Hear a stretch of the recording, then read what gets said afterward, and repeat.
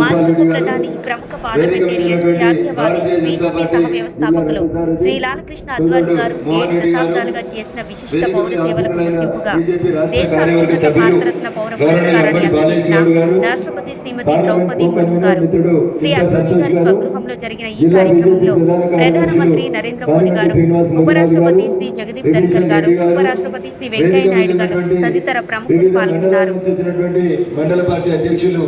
మిత్రులు సుభాష్ రెడ్డి గారు, దుబ్బాక మున్సిపల్ అధ్యక్షులు, దుబ్బాక మండల శాఖ అధ్యక్షులు అంబటి శివగౌడ్ గారు, భూంపల్లి అక్బర్పేట మండల పార్టీ అధ్యక్షుడు కృష్ణా ముదిరాజు గారు, గిరిజోటి మండల శాఖ అధ్యక్షుడు దేవరాజ్ పటేల్ గారు, దగుట మండల పార్టీ అధ్యక్షుడు చంద్రం ముదిరాజు గారు, దౌలతాబాద్ మండల పార్టీ అధ్యక్షులు భూపాలరెడ్డి గారు, రాయపూర్ మండల పార్టీ అధ్యక్షుడు రాజు గౌడ్ గారు, చేగుంట మండల పార్టీ అధ్యక్షుడు భూపాల్ ముదిరాజు గారు, నార్సింగి మండల పార్టీ అధ్యక్షులు మిత్రులు బాలరెడ్డి గారు, వేదిక మీద ఉన్నటువంటి గౌరవ సర్పంచులు, state council member Anil Reddy గారు, గోవింద్ గారు, మరికి రవి గారు, నాగభూషణం గారు, బట్ట మల్లారెడ్డి గారు, సర్పంచులు, ఎంపీటీసీ వరకు మండల శాఖలకు అధ్యక్షులు పనిచేసిన మిత్రుడు కిషన్ వెంకట గౌడ్ గారు, వేదిక ముందున్నటువంటి భారతీయ జనతా పార్టీ దుబ్బాక నియోజకవర్గ నాయకులు, కార్యకర్తలు,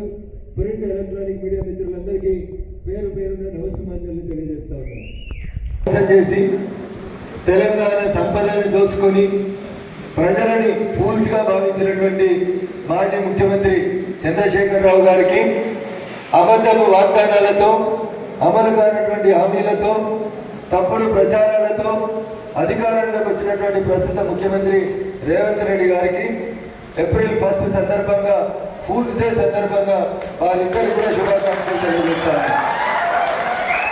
10 ఏళ్ళు కేసీఆర్ ప్రజలకి ఫూల్స్ చేస్తే అధికారంలోకి అలవి కాని హామీలను అమలు చేస్తామని చెప్పి అధికారంలోకి వచ్చినటువంటి రేవంత్ రెడ్డి గారు కూడా చంద్రశేఖరరావు గారి మాటల్ని పోతున్నడంలో ఎట్లాంటి కూడా డిఫరెన్స్ కనబడతలేదు. అందుకనే ఆ మాజీ ముఖ్యమంత్రికి, ఈ ప్రస్తుత ముఖ్యమంత్రికి ఇద్దరికి కూడా ఏప్రిల్ 1 రోజు ఇద్దరికి కూడా ఏప్రిల్ 1 సందర్భంగా ఫూల్స్ డే శుభాకాంక్షలు తెలియజేస్తూ మళ్ళొకసారి తెలంగాణ ప్రజల్ని ఫూల్స్ చేసేందుకు త్వరలో రానున్నటువంటి పార్లమెంట్ ఎన్నికల్లో తప్పుడు వాగ్దానాలు చేయొద్దని చెప్పి ఆయనకి, పోయిన ఆయనకి, ఇప్పుడు వచ్చిన ఆయనకి ఇద్దరికి కూడా ఈ సందర్భంగా ఇద్దరు కలుపుతా ఉన్నాం. పెద్ద కొడుకు 2000 ఇచ్చిండని వేసిరా, మన ఇంట్లో మన కూడా పెద్ద కొడుకు పోయింది. చిన్నోడుకు 4000 ఇస్తా అన్నాడు, ఈడొచ్చిండు. ఇస్తున్నాడా? పెద్దోడు 2000 అటుపోయినాయి, చిన్నోడు 4000 ఇటుపోయినాయి. అందుకనే చెప్తా ఉన్నా, మళ్ళీ చేతగానటువంటి హామీలు, అమలు కాని హామీలు ఇచ్చి దయచేసి ప్రజలని ఫూల్స్ అని మాత్రం భావించొద్దని చెప్పి మాత్రం దుబ్బాక గడ్డ మీదకి వెళ్ళి ఇద్దరు పోయిన వాళ్ళకి, వచ్చిన వాళ్ళకి ఇద్దరు కూడా చెప్పదలుచుకుంది. ఎందుకంటే 100 ఎలుకల్ని తిన్న తర్వాత పిల్లి కాశీకి పోయిందంట. ఎడిపోయింది? 100 ఎలుకల్ని తిన్న తర్వాత పిల్లి కాశీకి పోయిందంట. పోయేటప్పుడు ఇంకో పిల్లి అడిగిందంట, ఎందుకు పోతున్నావా కాశీకి, దేవుని దగ్గరికి ఎందుకు పోతున్నావు, నీకేం రోగం, నిన్నదాకా మంచిగుంటివి కదా అని ఒక పిల్లి ఇంకో పిల్లిని అడిగిందంట. అప్పుడు కాశీ పోతున్న పిల్లి చెప్పిందంట, నేను ఇప్పటికే 100 ఎలుకల్ని తిన్నా, పాపం 100 కుటుంబాలని నాశనం చేసినా, రేపటి నుండి మంచి ఉంచమని ఆ దేవుడిని మంచి బుద్ధి మరి మొక్కేందుకు కాశీ పోతున్నా అని చెప్పి పిల్లి చెప్పిందంట. ఈ పిల్లి నవ్వి, పోయినప్పుడు మళ్ళీ ఎలుకల్ని మోసం చేసేందుకే కదా నువ్వు వాడికి పోతుంది అని చెప్పినట్టుంది. నిన్న కేసీఆర్ అన్నట్టు ఆయన ఊర్లో వచ్చిండా, ఏం నటిస్తున్నాడు అంటే అట్లా నటిస్తున్నాడు. రైతులకి కష్టం వచ్చిందని కేసీఆర్కి ఎప్పుడు తెలిసింది? 10 ఏళ్ల తర్వాత. కొన్ని వందల మంది రైతులు చచ్చిపోయినాక ఇవాళ కేసీఆర్కి వ్యాధి వచ్చింది. ఏం వ్యాధి వచ్చింది? రైతులకి కష్టం వచ్చిందని కేసీఆర్ కడుపులు వచ్చిందంట. రైతుల కష్టం టీఆర్ఎస్ పార్టీ అధికారంలో ఉన్నప్పుడు రాలేదా? రైతులు ఆత్మహత్య చేసుకోలేదా? మా దౌలతాబాద్ మండలంకి వెళ్ళి ఒక రైతు వచ్చి నీ ఫామ్ హౌస్ గేట్ కాడ 3 రోజులు నిల్చొని నీ అపాయింట్మెంట్ దొరకకపోతే ఉత్తరం రాసి పెట్టి నీ ఫామ్ హౌస్ గేటుకి సమీపంలో చెట్టు కూరేసుకొని చచ్చిపోయిండు. కేసీఆర్ మర్చిపోయినావు అని చెప్పి వెళ్ళి దౌలతాబాద్ గడ్డ మీదకి వెళ్ళి మనందరం వీళ్ళు ఏమనుకుంటున్నారు? జనాలు మమ్మల్ని మర్చిపోయి పొద్దుకొని చెప్తే ఏది చెప్పినా సరే మేము చెప్పిందే నమ్ముతారు అని అనుకుంటున్నారు. నిన్న కడియం శ్రీహరి పార్టీలకి పోతున్నాడు అని అన్నప్పుడు కేసీఆర్ ఒక మాట మాట్లాడి ఏం మాట్లాడిండో అనేది వింటే నాకైతే సిగ్గుతోటి తగ్గ ఏడబెట్టుకోవాలని అర్థం కాదు. నిజంగా మనిషి అనేటువంటి ఎవరు కూడా ఇట్లా కూడా మాట్లాడతాడా అని అనిపించింది నాకు. మీరు కూడా చెప్పాలి ఊళ్ళో పండి కేసీఆర్ ఏం చెప్పిండో చెప్తాం మీకు. ఈ నక్కల్ని ఈ కుక్కల్ని ఇది నా మాట కాదు మా మీడియా మిత్రులారా, ఈ నక్కల్ని ఈ కుక్కల్ని మా ఎమ్మెల్యేని తీసుకొని కాంగ్రెస్ పార్టీ ఎవరిన్నాడు కుక్కలు నక్కల్ని ఎవరిన్నాడు కేసీఆర్ ఎమ్మెల్యేలు. ఈ కుక్కల్ని ఈ నక్కల్ని మా ఎమ్మెల్యేని తీసుకొని మీరు చిల్లర రాజకీయం చేస్తున్నారు, మేము రాజకీయం చేయాలనుకుంటే చాలా చేస్తాము, కానీ నాకు ప్రజల మీద చాలా ప్రేమ ఉంది కాబట్టి ఎండిపోయిన పొలాలు చూస్తుంది పోతా అని చెప్పి 100 ఎన్నికలు తిన్నాక కాశీకి పోయేటప్పుడు పిల్లి చెప్పినట్టు ఈ కేసీఆర్ అనేది ఆయన చెప్పిండు. అన్న ఒకటి అడగాలి మనం సమాజాన్ని, తెలంగాణ సమాజం కూడా ఆలోచించాలి. మరి వీళ్ళు నక్కలు కుక్కలు అయితే కేసీఆర్ మరి ఆ కాంగ్రెస్ లోకి వెళ్ళి నీ పార్టీలోకి తీసుకున్నావు కదా, దానం నాగేందర్ని, డి శ్రీనివాసుని, కె కేశవరావుని ఇట్లా చదివితే 100 మందిని తీసుకున్నావు కదా, మరి వీళ్ళందరూ ఆ రోజు నీకు నక్కల్లాగా కుక్కల్లాగా కనబడలేదా కేసీఆర్? ఇవాళ నీరు నిడిచిపెట్టి పక్క పార్టీలో పోతుంటే వాళ్ళు నక్కలైనరు కుక్కలైనరా కేసీఆర్ అని అడగాలా వద్దా? అడగాలా వద్దా? ఈ చైతన్యం కేవలం దుబ్బాక గడ్డకే ఉంది. ఇందాక మోహన్ చెప్పినట్టు 3 ఏళ్ల కింద టీఆర్ఎస్ తలరాత్రను మార్చిన గడ్డ ఈ దుబ్బాక గడ్డ. 40 ఏళ్ళ అడ్డగోలు హామీలతో అమలు చేయగలిగినటువంటి హామీలతో అధికారంలోకి వచ్చిన కాంగ్రెస్ పార్టీకి బుద్ధి చెప్పేది కూడా ఈ దుబ్బాక గడ్డ అనేది ఒకసారి గుర్తు చేయాలి. రగనికి ఎప్పటికీ దుబ్బాక మీద పిచ్చి ప్రేమ ఎందుకని చాలా మంది అడుగుతా ఉంటారు. అది పిచ్చి ప్రేమనా నిజంగా ప్రేమనా? దుబ్బాక రేపు బయటగా చూస్తా, రేపు పార్లమెంట్ గెలిపించి మెరకొల్లు పంపించినాక తప్పకుండా చూస్తా, ఏం చేసినా లెక్క తీస్తా, ప్రజల ముందు తప్పకుండా పెడతా అని చెప్పి ఈ సందర్భంగా వారికి తెలియజేస్తూ మళ్ళీ చెప్తా ఉన్నాను. 41 రోజులు ఉంది మనకి. మీ సెల్ ఫోన్లో ఉన్న మీ అందరు కుటుంబ సభ్యులకు ఫస్ట్ ఫోన్ చేయండి. మొన్న జరిగిన పొరపాటు ఏంటంటే నేను ఓటేస్తున్నాను పొద్దుగానే ఉరికిరు మీరు. మీ అమ్మకు చెప్పలే, మీ నాయనకు చెప్పలే. ఉప ఎన్నికలలో ఎంత గొప్పగా పనిచేసినామో జనరల్ ఎలక్షన్స్కి వచ్చేసరికి ఎక్కడో నిర్లిప్తత వహించారు. ఆ నిర్లిప్తతను ఈసారి కూడా కొనసాగిస్తే నష్టం జరుగుతుందనే ఎన్నిసార్లు ఇంత వార్త చేస్తూ ఉన్నాం. మేము చెయ్యగాలిక మందు పెట్టుకోవడం కాదు, కాలకుండా జాగ్రత్త పడాల్సినటువంటి అవసరం ఉంటుంది. వాళ్ళ చేర్వాపూర్కి వెళ్ళి స్వామి అని వచ్చినాడు, వాళ్ళ కొడుకు ఎంబీబీఎస్ సీట్ వచ్చింది.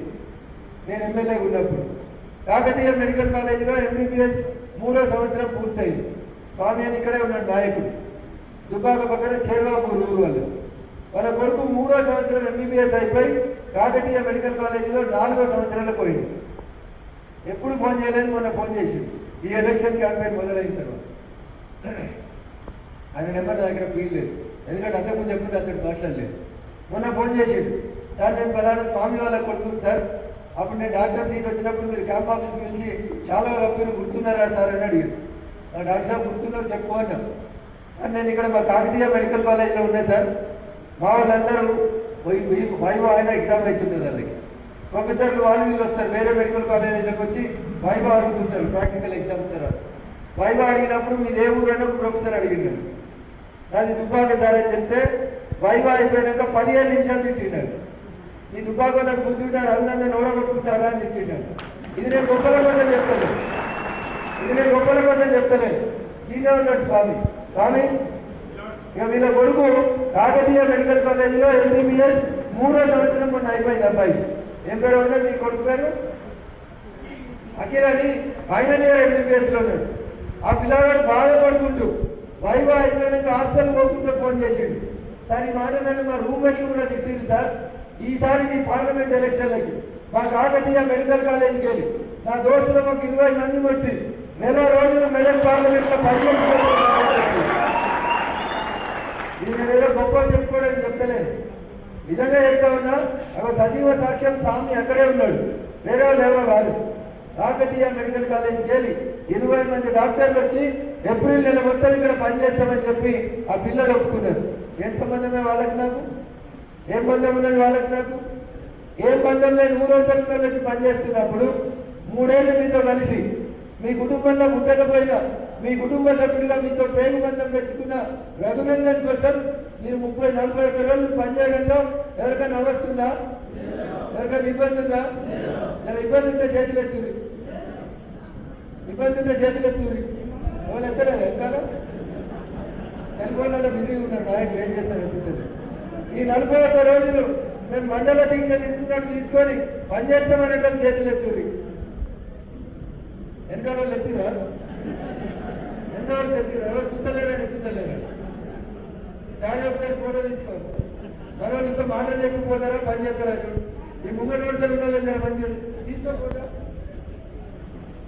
నరసింహరాజు గారికి ఎత్తుపట్టుకొని చేతులు చేస్తారా? దేన్ని గెలిపిస్తారు? దేన్ని గెలిపిస్తారు? కమలమూర్తిని గెలిపిస్తారా? పైసలు వచ్చేందుకు వచ్చి కొడుతారా? నోట్లు వంచని కదా ఓట్లకి అక్కడ ప్రమాణం చేస్తారా? మరి సర్పంచ్ అయినా ఎంపీటీస్ అయినా పైసలు వచ్చేందుకు వస్తే బడ్జెట్ రావాలా? ఫ్రీగా ఓటేసే వాతావరణం కల్పిస్తావో దుబ్బాక ప్రపంచానికి మెసేజ్ ఇవ్వాలి. మా ఊళ్ళో ఎవరు పైసలు వచ్చని దుబ్బాక తీర్మానం చేయాలా? పంచడానికి వచ్చిన వాడు ఎవరైనా సరే వాళ్ళకి పంచం వేసి పంపుతావా పంపవా? మన మోసం జరిగింది ఆడా? మన మోసం జరిగింది ఆడా? ఎట్లా జరిగింది? దేనితోటి? మరి మళ్ళీ పైసలు వంచనిస్తారా? సర్పంచ్ అయినా ఎంపీడీసీ అయినా సిఏ అయినా ఏపీఎం అయినా పోలీసు అయినా వాటికి పైసలు వచ్చితే ఊగుతారా? ఊగుతారా? నిలబడతారా? నిలబడతారా? చేతులు నా 70 ఏళ్ళ పటేల్ చెప్పండి నార్సింగ్ గెలిచాయి వయసు పిల్లలకి చేతులెత్తలేదు. 70 ఏళ్ళు ఉంటాడు అంటే నార్సింగ్ గేల్ వచ్చిండు. నేను మన పార్టీలోకి వచ్చింది. నా పెద్ద మనిషికి నిజాయి నా పెద్ద మనిషికి నాన్న ఈ పార్టీకి అన్యాయం జరిగి ప్రజాస్వామ్యానికి అన్యాయం జరుగుతున్నప్పుడు ఓట్లతోటి నోట్లతోటి ఓట్లను మందామంటే నిలబడదామా? ఎదురుగా నిలబడతా? దుబ్బాక సార్ నిలబడతా? నిలబడదా? ఇంకా దుబ్బాకమే కాదు మన పార్లమెంట్ లో పైసలతోటి గెలుస్తామని వస్తున్న ప్రతి ఒక్కరికి ముంగి వెళ్తా మన ఊర్లో ఇంట్లో పైసలు ఉంటాయంటే మరి దాడి చేయాల్సిందే. లంక మీద వానర్లు దాడి చేసినట్టు రావణాసురుడు పెద్ద ఉన్నాడని వానర్లు ఆగిరా? హనుమంతుడు ఆగిందా? ఆ హనుమంతుడి మనం మీలో ఉందని గుర్తుంచుకోవాలి.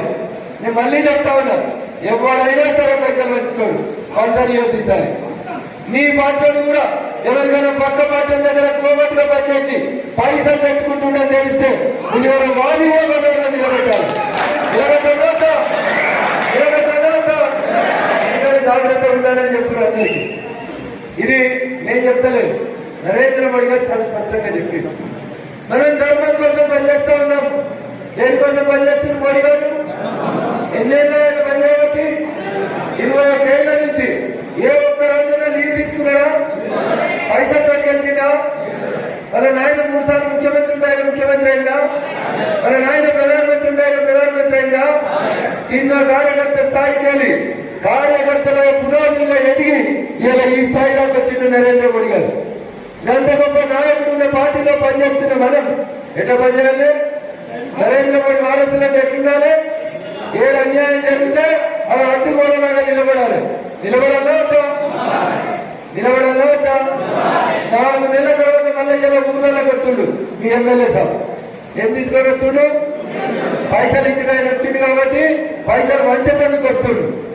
ఏం భయపడే గురి సాయి చెప్తున్నాడు, గుప్పగడ్డలు మారేయాల్సిందే. పైసలు వంచనిస్తావా? కొన్ని ఈ మాటలంటే ప్రమాణం చేద్దామా?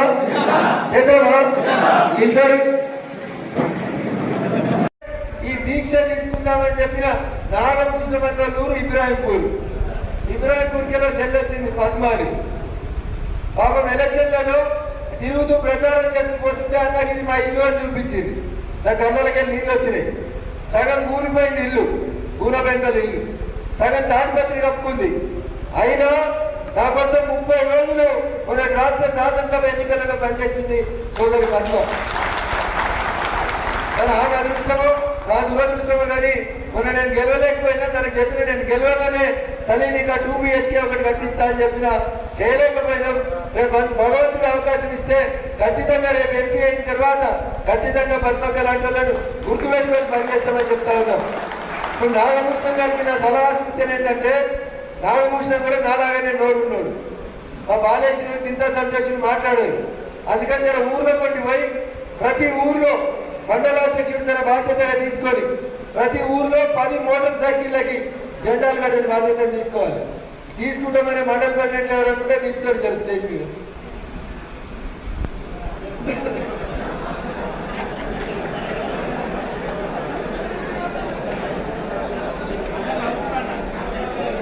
అంటే వాళ్ళ మీద వాళ్ళకే డౌట్ ఉంది, వాళ్ళకి ఏం చేయాలో తెలుస్తలేదు. అవునా? నేనేమడిగినా ప్రతి ఊర్లో 10 మంది కార్యకర్తలకి జెండా కట్టిస్తామనే విశ్వాసం ఉన్న మండల ప్రెసిడెంట్ నిలబడి ఒకరి మొక్కలు ఒక్కరు చూసుకుంటారు. రఘునందన్ రావు గంత అమాయకంగా రాజకీయాలతో దుబ్బాక గెలవలే. అర్థమైందా? సెల్ఫ్ కాన్ఫిడెన్స్ లేకపోతే ఏ పని కూడా చేత కాదు. నేను ఇలా మాట్లాడితే గర్వంతో మాట్లాడినా అనుకుంటాను. నేను ఇలా మీ ముందు చెప్పిపోతా ఉన్నా, మీకు విశ్వాసం రావాలని. 100 మంది వెంకట్రామరెడ్డి వచ్చిన, 1000 మంది కొత్త ప్రభాకర్ రెడ్డి వచ్చిన, వారి ఇంటికి 1,00,000 వచ్చిన మెదక్ పార్లమెంట్ గెలిచేది చెప్తా ఉన్నా. కూడబెట్టి సవాల్ చేసి చెప్పబోతున్నా. ఒకవేళ నేను చెప్పిన మాట అబద్ధమైతే రేపు భవిష్యత్తులో ఏం చేస్తానని కూడా నేను వెంకటేశ్వర గురించి చెప్తా. విశ్వాసం మీ మీద మీకు ఉండాలి. మీ మీద మీకు విశ్వాసం లేకపోతే ఇక మిమ్మల్ని భగవంతుడు కూడా కాపాడాడు. బెటర్ మిమ్మల్ని మీరు అర్థం చేసుకోవాలి. మా అధ్యక్షులందరికీ కూడా ఇది మొదటి సూచన, చివరి సూచన. రేపటి నుంచి ఏ ఊర్లో నిన్న 10 జెండాలు కనబడకపోతే 5వ తారీఖు సాయంత్రం లోపల స్వచ్ఛందంగా పోయి జిల్లా అధ్యక్షుడికి మీరు పదవికి రాజీనామా చేసి నమస్కారం పెట్టాలని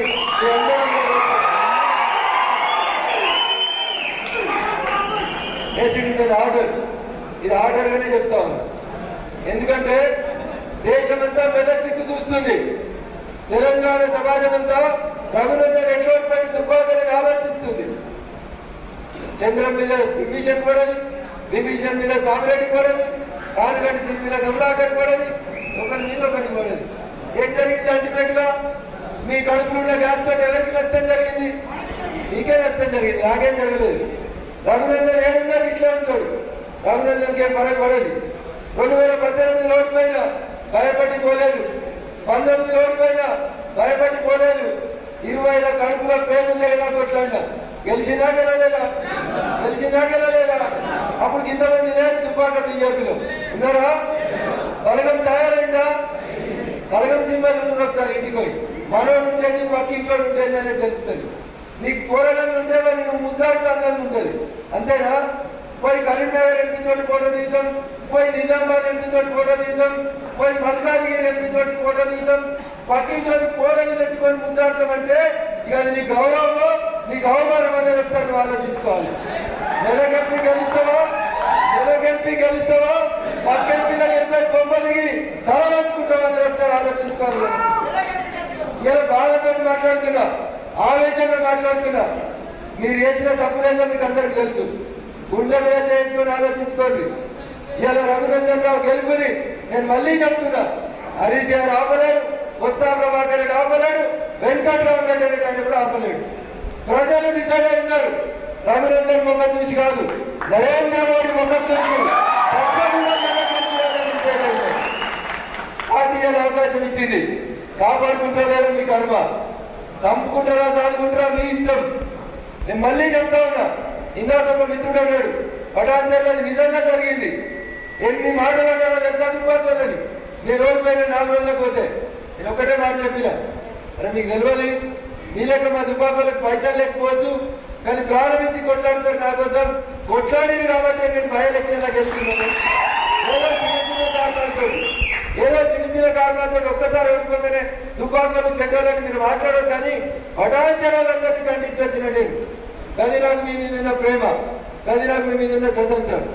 అందుకని చిన్న మనసుతోటి, విరిగిపోయిన మనసుతోటి మీరు ఎప్పుడు పెద్ద లీడర్లు కాదు. ఇది నేను చెప్తలేను, వాజ్పేయి గారు చెప్పింది. టూటా హువా దిల్ సే, ఇరిగిపోయిన మనసుతోటి, పలిగిపోయిన మనసుతోటి ఈయన పక్కోనికి పేరు వస్తుంది, వాడిని గుంజూరని గుంజితే అల్టిమేట్ గా నష్టపోయేది నువ్వే. చెరపద్దురా చెరపద్దురా చెడదు. ఇలా వీళ్ళు ఇలా కూర్చున్నారు, 2 రోజులైనా మీరు కూడా వస్తారు, తిరుగుతారు గుండ్రాగా. అవునా? ఇలా కాన్వెంట్ సీట్కి ఇచ్చిండు, నితీశ్వర్ రెడ్డికి ఇచ్చిండు, అన్ని డిపార్ట్మెంట్లకు ఇచ్చిండు అని అంటే ఎట్లయితుంది? కాదు కదా. వాళ్ళ వంతు వాళ్ళకి వచ్చింది. మొన్నటిదాకా శ్రీకాంత్ రెడ్డి గారు ఉండి, ఇప్పుడు మోహన్ రెడ్డి గారు వచ్చింది. 3 ఏళ్ళ నుంచి ఇంకొక రెడ్డి గారు వస్తారా, ఇంకో రావు గారు వస్తారా వస్తారు, లేకపోతే ఇంకో గౌరవ ఎక్కడా వస్తాడు. మన పార్టీలో 3 సంవత్సరాలకు ఒకసారి బూత్ అధ్యక్షుడైనా, మండల అధ్యక్షుడైనా, జిల్లా అధ్యక్షుడైనా, రాష్ట్ర అధ్యక్షుడైనా, ఆల్ ఇండియా పార్టీ అధ్యక్షుడైనా మారుతాయి. ఇది అవకాశం వచ్చింది కాబట్టి మీరు ఏదో రగనదిలో దొరకపాయలు కూర్చోబెట్టుకున్నాడు, మమ్మల్ని చిన్నగా చూసిందని దయచేసి అనుకోతుంది. ఇలా వీళ్ళకి అవకాశం ఇచ్చింది పార్టీ. 2 రోజుల తర్వాత వీళ్ళు అడ్డుకోవచ్చు, అటు రోజులు ఇటు రావచ్చు. ఈ రోజు పార్టీ నాకు అవకాశం ఇచ్చింది, రేపు ఇంకోటి అవకాశం లేదు. కానీ పార్టీ నాకు అవకాశం ఇచ్చింది, నేను చేయను, నాకు అవకాశం ఇస్తేనే చేస్తాను అనే కుత్సిత స్వభావం ఉందో ఎవరున్నా దయచేసి మీ పద్ధతి మార్చుకోండి, మీ బుద్ధి మార్చుకోండి. లార్జర్ ఇంట్రెస్ట్ ఆఫ్ ద పార్టీలో పార్టీ కోసం పనిచేయండి. ఎవరేం చేస్తున్నారనేది ఆల్ ఇండియా పార్టీ దగ్గర స్పష్టమైనటువంటి నివేదిక వచ్చింది. మమ్మల్ని కూడా రోజు వాళ్ళు చేస్తా ఉన్నారు, ఫలానా ఆయన పోయి ఫలానా ఊర్లే ఫలానా పని చేస్తుందో చెప్తారు. అది పిచ్చి ప్రేమనా, నిజంగా ప్రేమనా, దుబ్బాక ప్రజలతో నాకున్న అనుబంధం ఏంటనేది భవిష్యత్తులో కాలం వాళ్ళకి తెలియజేస్తుంది. ఇవాళ దాకా నిన్నటి దాకా దుబ్బాక ఎమ్మెల్యేగా ఉన్న రఘునందన్ రేపు మెదక్ పార్లమెంట్ సభ్యుడిగా పోతే కూడా నా ప్రజలనే మాట్లాడుతున్నారు, నా ప్రజలనే మాట్లాడతాను తప్ప ఇంకొకటి మాట్లాడరు. కాబట్టి చాలా మంది చాలా రకాలుగా మాట్లాడుతూ ఉంటారు. 2 ముఖ్యమంత్రులు, అటు చంద్రశేఖరరావుకి ఇటు రేవంత్ రెడ్డికి, ఇద్దరికి కూడా మన మెదక్ పార్లమెంట్ నియోజకవర్గం ఒక మంచి గుణపాఠం చెప్పేందుకు ఒక మౌకా దొరికింది. దొరికిందా దొరకలేదా? దొరికిందా లేదా? నా దుబ్బాకలో రఘునందన్ గెలుస్తాడా అన్నారు, గెలిచినవా గెలవలేదా? అప్పుడు నిద్ర వస్తుందా అన్న? దుబ్బాక చల్లబడిందా? గెలిచినవా గెలవలేదా? దుబ్బాక ఉప ఎన్నికల్లో దెబ్బ కొట్టి చూపెట్టినవా లేదా? రేపు మెదక్ పార్లమెంట్ ఎట్లా గెలుస్తాడు రఘునందన్? ఇక్కడ హరీష్ రావు ఉన్నాడు, ఇక్కడ కేసీఆర్ ఉన్నాడు అని చెప్తున్నారు. గెలుస్తామా గెలవమా? గెలుస్తామా గెలవమా? మన గట్టిగా చెప్పు, రాజాజీరావు గారు. గెలుస్తామా గెలవమా? గెలుస్తామా? గెలిచి చూపెడతామా? ఏం చేయాలి మరి? ఏం చేయాలి? ఏం చేయాలి? ఏం కష్టం చేయాలి? ఉత్తరప్రదేశ్ పై 2 జేసీబీ తెచ్చి కేసీఆర్ పాపాలను ఊరగొట్టమని చెప్తున్నాడా? ఏం చేయాలి? కష్టపడాలి. ఏం కష్టపడతారు? కొంచెం దూరం ఉపయోగించి కష్టపడదాం మనం కూడా. రఘునందన్ రావు ఇలా చాలా స్పష్టంగా చెప్తా ఉన్నాడు. ఆ రోజు దుబ్బాక ఉప ఎన్నికలప్పుడు ఎంతో విశ్వాసంతో చెప్పిందో ఇవాళ కూడా అంతే విశ్వాసంతో చెప్తా ఉన్నా. నరేంద్ర మోడీ గారు 3వ సారి ప్రధానమంత్రి అవుతున్నారు. ఎవరికైనా డౌట్ ఉందా? ఎవరికైనా డౌట్ ఉందా? నా సెల్ ఫోన్ చూస్తున్నారు, బంద్ చేసి కొంచెం మాట్లాడి నేర్చుకోండి. వెనకాల బయట కూర్చున్నారు. నరేంద్ర మోడీ ఈ దేశానికి 3వ సారి ప్రధానమంత్రి అవుతుండా? ఉన్నారండి? అవుతుండా? ఎవరికైనా డౌట్ ఉందా? సూర్యుడు తూర్పున వస్తాడనేది ఎంత నిజమో నరేంద్ర మోడీ గారి దేశానికి 3వ సారి ప్రధానమంత్రి అవుతాడనేది కూడా అంతే నిజం. మరి నరేంద్ర మోడీ గారు 3వ సారి ప్రధానమంత్రి అవుతాడనేది ఎంత నిజమో 400 ఎంపీలతోటి ఆయన జూన్ 6 లేకపోతే 7వ తారీఖు రోజు ప్రధానమంత్రి అవుతాడనేది కూడా అంతే నిజం. మరి ఆ 400లో మనం మెదక్ ఎంపీ ఉండాలన్నా ఉండకూడదు అని ఒకసారి ఆలోచించుకోవాలి. ఉండాలనుకుంటే జర నిద్రమబ్బులకి వెళ్ళి బయటకు వచ్చి మీటింగ్లు నడుస్తున్నప్పుడు సెల్ ఫోన్లు జేబులో పెట్టుకుంటే ఆరోగ్యానికి మంచిగా ఉంటుంది. రెండోసారి 10 సంవత్సరాలు దిగ్విజయంగా తన పాలనను పూర్తి చేసుకొని ఆయన ఇండియన్ అని గర్వంగా ప్రపంచమంతా ఛాతి గిరుచుకొని చెప్పుకునే రీతిలో భారతీయుల కీర్తి ప్రతిష్టలు పెంచిన నాయకుడు నరేంద్ర మోడీ గారు. అందుకనే కాశ్మీర్ నుంచి కన్యాకుమారి దాకా ఎవరెంత అరిసినా, ఎవరెంత గీ పెట్టినా, ఏ టీవీ చూపెట్టినా, ఏ టీవీ చూపెట్టకపోయినా, ఎవరికి నచ్చినా నచ్చకపోయినా 400 మంది ఎంపీలతోటి మూడోసారి ఈ దేశానికి ప్రధానమంత్రిగా నరేంద్ర మోడీ రాబోతున్నారు. ఒకవేళ మీరు పని చేయక నిర్లక్ష్యం వహించి మీరేమన్నా అవకాశాన్ని కోల్పోతే ఇక అంతకంటే దురదృష్టం అనేది మెదక్ జిల్లాకి ఇంకొకటి ఉండదు. ఎందుకంటే ఈ జిల్లా ఇప్పటికే అన్ని రకాలుగా నష్టపోయింది. ఈ జిల్లాకు సంబంధం లేని కరీంనగర్ వచ్చి ఈ జిల్లా మీద పెత్తనం చేస్తాడా? హరీష్ రావుకి మెదక్ జిల్లాకి ఏమైనా సంబంధం ఉందా? హరీష్ ఏమైనా మెదక్ జిల్లాలో పుట్టిండా? ఏమైనా పేరు బంధం ఉందా? ఒక కోమర్షియల్ బంధమే ఉంది ఆయనకి. ఎందుకంటే ఏడాదికి 100 కోట్లు దాని మీద పెట్టాలి, సగం పైసలు ఎట్టాలి వేయాలి. ఏం బంధం ఉంది హరీష్ కి మెదక్ జిల్లాకి? ఏం బంధం లేదు.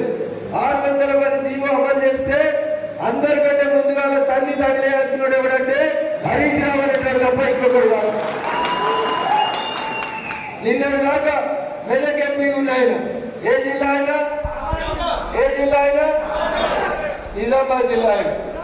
మా అమ్మమ్మలది పోతారమని వీడికి వచ్చి ఇల్లు కట్టుకున్నాడు. అవునా? ఎంతైనా కిరాయనే కదా, షేపాయనే కదా, పోతారన్న పుట్టినవాడు కాదు కదా. ఎంపీని నిన్నటిదాకా పక్క జిల్లా అనే పెట్టుకుంది. ఈ జిల్లాకి ఇన్ఛార్జి మంత్రి మన సర్పంచులు ఏంద్రా పరిస్థితిని బెదిరించినాడు కూడా పక్క జిల్లా ఉండే కదా. ఈ జిల్లాకి ఏమైనా సంబంధం ఉందా? అది ఎంత టెక్నికల్ అంటే హరీష్ రావు అన్నట్టు మెదక్ వాళ్ళకు కూడా ఎప్పుడైనా ఒకరోజు ఆలోచన వస్తుందని కరీంనగర్ జిల్లా తోటపల్లి ఆయన ఊరు. తోటపల్లి బెజ్జంకి మండలం కరీంనగర్ జిల్లా బండి సంజయ్ గారి పార్లమెంట్. ఆ ఒక్క మండలాన్ని తెచ్చి సిద్దిపేట జిల్లా అయినప్పుడు సిద్దిపేట జిల్లాలో పెట్టుకున్నాడు. ఎక్కడ పెట్టుకున్నాడు? బెజ్జంకి మండలాన్ని ఒక్కదాన్ని తెచ్చి కరీంనగర్ పార్లమెంట్లోకి వెళ్ళి కరీంనగర్ జిల్లాకి వెళ్ళి తీసుకొచ్చి దాన్ని ఆడబెట్టిండు సిద్దిపేట జిల్లాలో. తెరదీస్తున్నా ఒక్కసారి ఆలోచించు.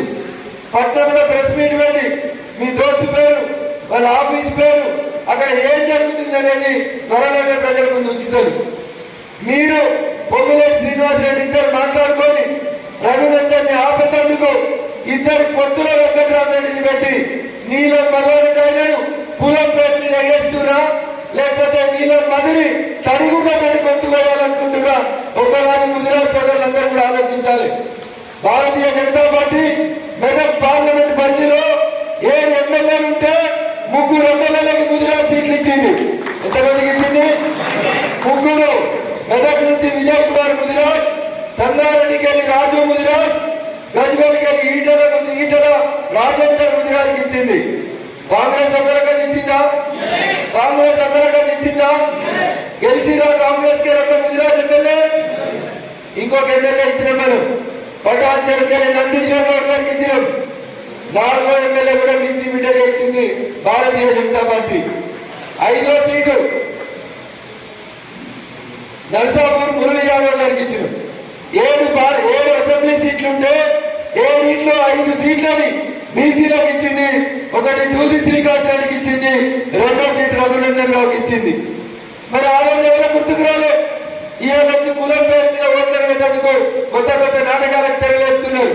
అందుకని దయచేసి ఇందాక నాగభూషణ గారు మాట్లాడినా, బాలచందర్ మాట్లాడినా, తుక్కాపూర్ సర్పంచ్ మాట్లాడినా ఈ పంచాయతీ కులం పంచాయతీ కాదు. కులాల పేరు మీద తెలంగాణలో ఈయన దాకా ఎవరు రాజకీయం చేయలేదు. చేసుంటే ముదిరాజు అనే పేరుకి అర్థం చెప్పిన ఆయనే కాసాని నాగేశ్వర్ ముదిరాజు అనే ఆయన నర్సాపూర్లో పోటీ చేస్తే 10,000 ఓట్లు వేయలేదు.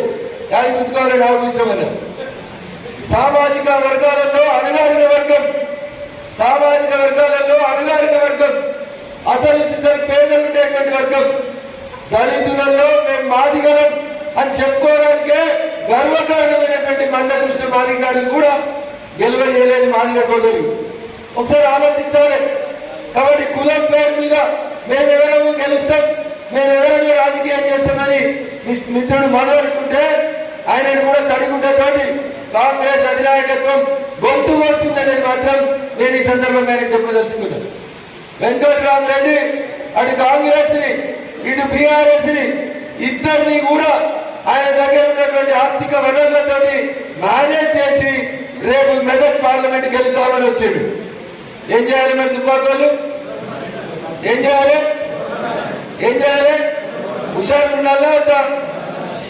ఉప ఎన్నికలప్పుడు ఉన్నట్టు హుషారు ఉండాలి కదా. అప్పుడు మరల పడ్డావా, ఎదురు తిరిగినావా, పోలీసులు వస్తే పోలీసులను అడ్డుకున్నావా?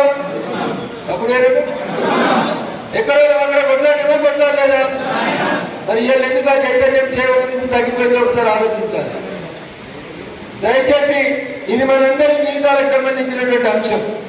రేపు మళ్ళీ మీరు సర్పంచులు కావాలన్నా, ఎంపీటీసీలు కావాలన్నా, జడ్పీటీసీలు గెలవాలన్నా, రేపటి మన భవిష్యత్ బాగుండాలంటే ప్రధానమంత్రి నరేంద్ర మోడీ గారు అవుతున్నారు, కంపల్సరీ అవుతున్నారు. కాబట్టి రఘునందన్ ని మెదక్ పార్లమెంట్ నుంచి గెలిపించి పంపిస్తే ఈ 1200 గ్రామ పంచాయతీల్లో మన జీవితాలు మారుతాయనేది మీరు అర్థం చేసుకోవాలి, ఆలోచించాలి.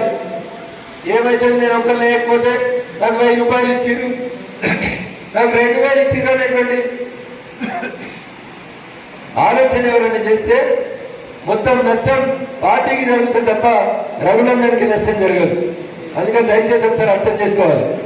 ఇప్పుడు ఇంట పొరపాటుగా మీరు ఏమరపాటుగా లేకపోతే మీ ఊరిలో ఉన్నటువంటి ఎవరితో పైసలు పంపుతారో మీకు తెలుసు. ఎవరితో పంపుతారు, ఎవరు వచ్చిరు మన పైసలు, ఎవరు వచ్చిరు, ఎవరితో పంచిపించారు, ఎవరితోటి, ఎవరు వచ్చిరు? నేను ఎలక్షన్ కోడ్ లో ఉన్నా కాబట్టి నేను ఏం మాట్లాడాలో ఏం మాట్లాడకూడదో నాకు లిమిటేషన్స్ మీకు తెలుసు. ఎవరు వచ్చి డబ్బులు వచ్చారు కాబట్టి ఇప్పుడు కూడా వాళ్ళే వచ్చేందుకు ప్రయత్నం చేస్తారు. నేను మీకంటే ఒక మాట చెప్తాను. దుబ్బాక ఉప ఎన్నికలప్పుడు లాడ్జింగ్ లో కూర్చొని పైసలు పంచుతా అంటే మనల్ని లాడ్జింగ్ తరపున వాళ్ళకొట్టి ఎట్లా అన్నీళ్ళు రేపు ఎవరైనా పైసలు పంచుతామని ఊర్లోకి వస్తే అంటే పట్టణం కూడా తీసుకోవాల్సిన అవసరం ఉంది. డబ్బులు వచ్చి ఓట్లు అనుకుంటాం, ప్రజాస్వామ్యాన్ని కూలీ చేస్తామంటే ఎవరైనా సరే వాడు పైసలు వచ్చినోడు, ఏ ప్రభుత్వ ఉద్యోగం అయినా సరే డబ్బులు మంచి రాజకీయాల్ని తారుమారు చేస్తామని ఆలోచిస్తే ఖచ్చితంగా నిలబడతాం, కలబడతాం, అవసరమైతే ఏంటంటే కొట్లాడతామనే మెసేజ్ ఖచ్చితంగా దుబ్బాక నుంచే పంపాలని మీకు అందరికీ కూడా సవినయంగా విజ్ఞప్తి చేస్తా ఉంటాం. దుబ్బాక ప్రజలు నీకు ఇలా మొత్తం మెదక్ పార్లమెంట్ చూస్తుంది. దుబ్బాకలో ఏం చేస్తారని ఆలోచిస్తుంది. ఏం చేయాలి మీరు?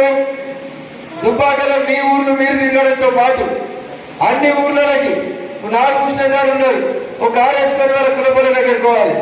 మంగళ సాయి ఉన్నాడు, జిల్లా రాజుకు తెలిసిన అన్ని సంఘాల దగ్గరికి పోవాలి. చింతా సంతోష్ గుప్తా గారు ఉన్నారు, సేట్ లేని ఉంటే అడిగి పోవాలి. ఇక్కడ ఎస్ఎన్ చారి ఉన్నారు, వాళ్ళ కులానికి సంబంధించిన విశ్వకర్మ లేడుకుంటే అడిగి పోవాలి. మీరే అనుకోండి, రగన్న చెప్పలేదు, రగన్న కారుకు పైసలు ఇవ్వలేదు, ఇలా మీటింగ్ వస్తే ఏమన్నా ఇస్తారా?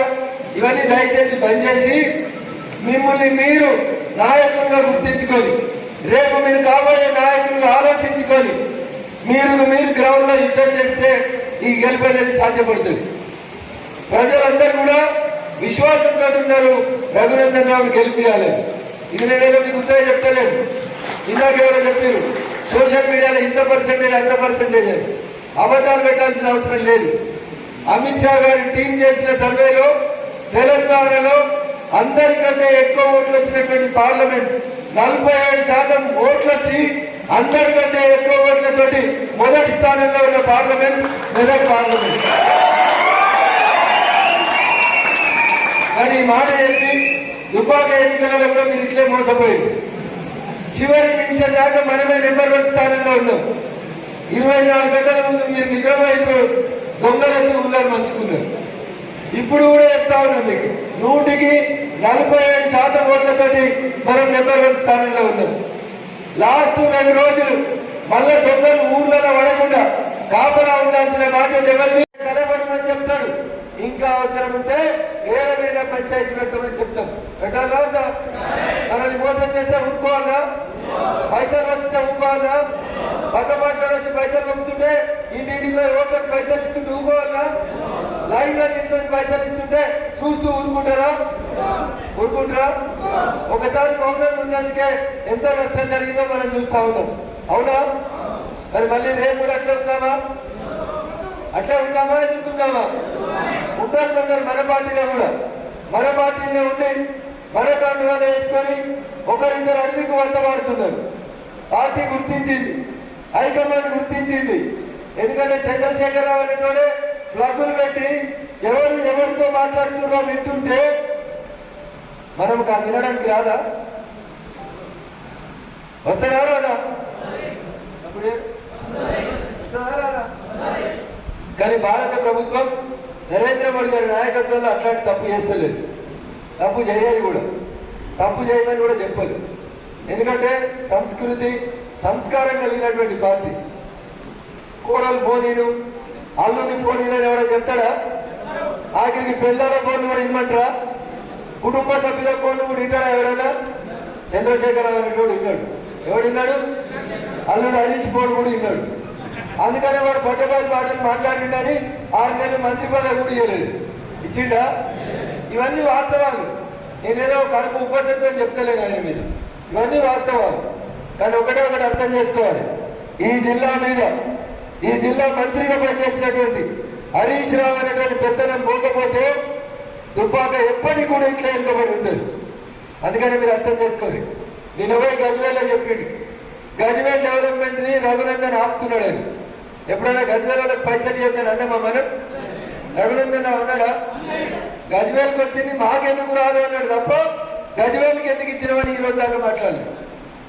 అందుకని నా విజ్ఞప్తి మీతోటి, దుబ్బాకకి ఈ ఎన్నికలలో నేను కొంచెం తక్కువ టైం ఇస్తున్నా అని మీరెవరు కూడా దయచేసి నారాజు కావద్దు. ఎందుకంటే 3 ఏళ్ళు మీతో కలిసి పనిచేసిన సందర్భంగా మీరందరూ కూడా నేనే రఘునందన్ అని గొప్పగా పనిచేస్తారనేటువంటి సంపూర్ణమైనటువంటి విశ్వాసం నాకుంది.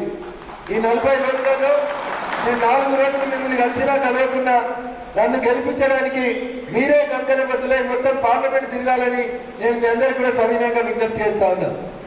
దాదాపు 1200 ఊర్లు, 2112 బూతులు తిరగలుగుతాడా ఒక మనిషి అనేటాడు? మరి రామస్వామి పోయి గౌడ సంఘాలని మాట్లాడాలి, భూపాల్ రెడ్డి గారు పోయి వాళ్ళ సంఘాలని మాట్లాడాలి, నరసింహులని పోయి వాళ్ళ సంఘాలని మాట్లాడాలి. ఎక్కడో అక్కడనే కదులుతా అయితే తప్ప కదులుతా ఖర్చు అవుతుంది అనుకుంటే పని మాత్రం కాదు. అయితేనా? అవుతుండొచ్చు ఖర్చు, 2 రూపాయలు అవుతుండొచ్చు, 5 రూపాయలు అవుతుండొచ్చు. వాటి కోసం ఆ మాత్రం చేయలేనంత బలహీనంగానైతే మీరు ఎవరు లేరు. ఉన్నారా? రేపు పార్టీ బలపడితే ఎవరికి లాభం జరుగుతుంది? గొర్రె బలిస్తే ఎవరికి లాభం? రమణారెడ్డి ఎవరికి లాభం? గొల్లాయనకి లాభం ఉంటుంది.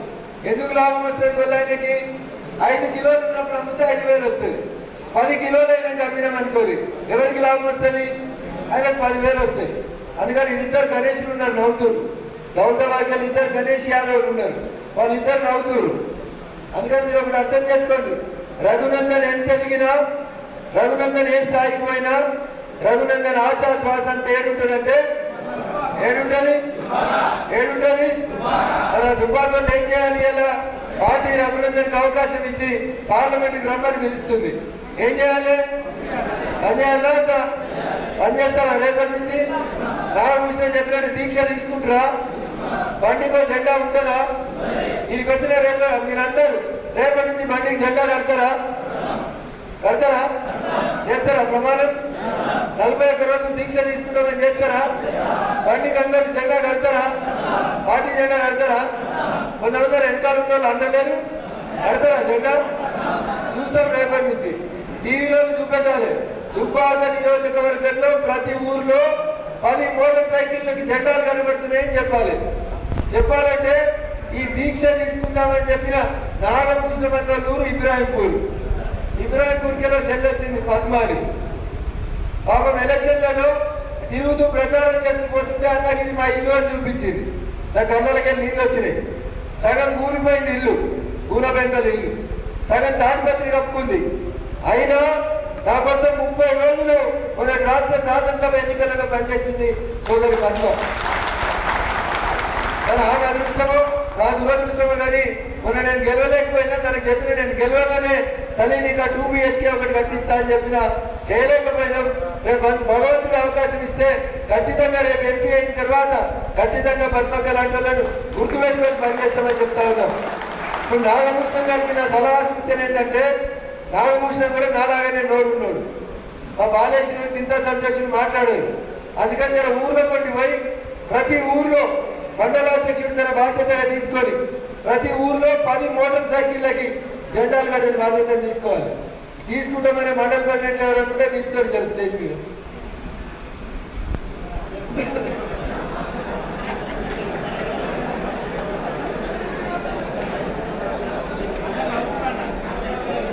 అంటే వాళ్ళ మీద వాళ్ళకే డౌట్ ఉంది, వాళ్ళకి ఏం చేయాలో తెలుస్తలేదు. అవునా? నేను ఏమడిగినా ప్రతి ఊర్లో 10 మంది కార్యకర్తలకి జెండా కట్టిస్తామనే విశ్వాసం ఉన్న మండల ప్రెసిడెంట్ నిలబడి ప్రేరణ ఒకరి ముఖాలు ఒకరు చూసుకుంటుంది. రఘునందన్ రావు అంత అమాయకంగా రాజకీయాలతో దుబ్బాక గెలవలే. అర్థమైందా? సెల్ఫ్ కాన్ఫిడెన్స్ లేకపోతే ఏ పని కూడా చేత కాదు. నేను ఇలా మాట్లాడితే గర్వంతో మాట్లాడినా అనుకుంటాను. నేను ఇలా మీ ముందు చెప్పిపోతా ఉన్నా, మీకు విశ్వాసం రావాలని. 100 మంది వెంకట్రామరెడ్డి వచ్చిన, 1000 మంది కొత్త ప్రభాకర్ రెడ్డి వచ్చిన, వారి ఇంటికి 1,00,000 వచ్చిన మెదక్ పార్లమెంట్ గెలిచేది చెప్తా ఉన్నా, కూడబెట్టి సవాల్ చేసి చెప్పబోతున్నా. ఒకవేళ నేను చెప్పిన మాట అబద్ధమైతే రేపు భవిష్యత్తులో ఏం చేస్తానని కూడా నేను వెంకటేశ్వర గురించి చెప్తా. విశ్వాసం మీ మీద మీకు ఉండాలి. మీ మీద మీకు విశ్వాసం లేకపోతే ఇక మిమ్మల్ని భగవంతుడు కూడా కాపాడాడు. బెటర్ మిమ్మల్ని మీరు అర్థం చేసుకోవాలి. మా అధ్యక్షులందరికీ కూడా ఇది మొదటి సూచన.